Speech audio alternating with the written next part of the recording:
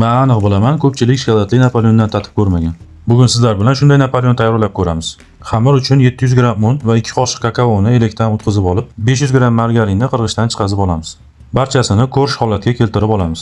1 stakan muzdek suvga 1 choy qoshiq uksus va bitta tuxum chaqib atalab olamiz.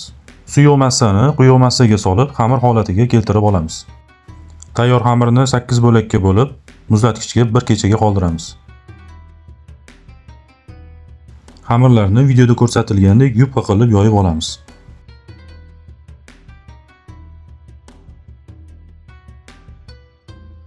Yoyilgan xamirni duxovka listini teskari tomoniga yoyib, ortiqcha joylarini kesib olamiz.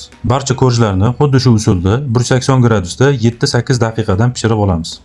Choko Napoleon uchun eng zo'r krem tayyorlab olamiz. 250 g sariyog'ni mikserda aralashtirib olib, ustiga 1 litr zgishonka solib, yana bir bor aralashtirib olamiz. So'ng ustidan 1 osh qoshiq kakao solib, yana bir bor aralashtirib olamiz.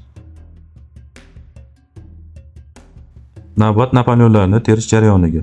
Xuddi videoda ko'rsatilgandek ko'rish krem qilib terib olamiz.